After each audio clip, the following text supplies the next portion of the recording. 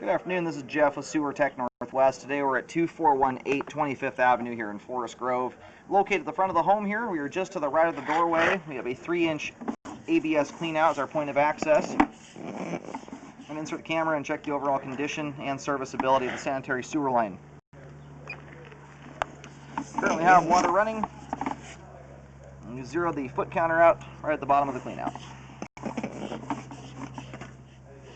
Off we go.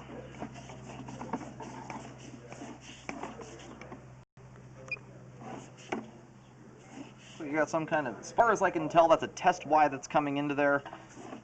It's possible, because this is an attached house to the other homes, you may be sharing lines.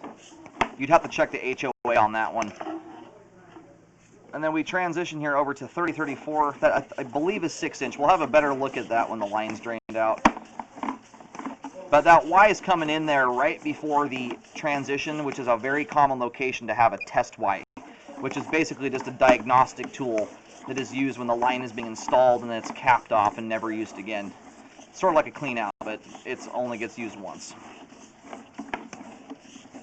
We've got some standing water here. We'll take a look at this when the line's drained out. I'm not seeing much in the way of debris in there. And if I don't have buildup to even recommend a few $100s in drain cleaning, a repair, in my opinion, is out of the question. Doesn't mean I wish the belly wasn't there, but as far as cost benefit goes, I don't think there's not much going on there.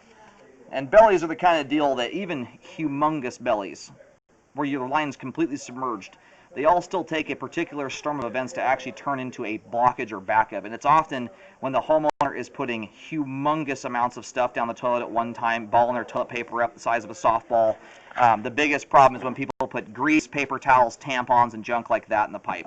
Those items have a hard time getting through standing water. Regular old toilet paper, if it does hang up, it disintegrates on its own and moves on its way. But we've reached the main here at 42 feet. We're going to go locate that while the pipe drains out, and then we'll reassess the line as we come back. I located the camera head at the main lateral connection out on 25th Avenue.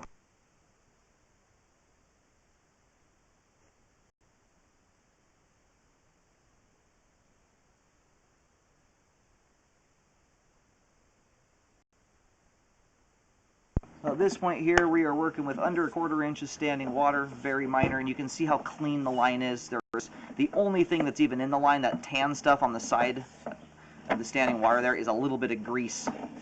It's a tiny amount. Most lines that have no bellies in them have more grease buildup than that. And at this point here, we are still at a 1/4 inch or lesser standing water. I start to see stuff typically hang up once you got around 1 inch of standing water. Yeah, that's not a belly I would recommend doing a repair on. It's way too minor and way too clean. There's no buildup in the line.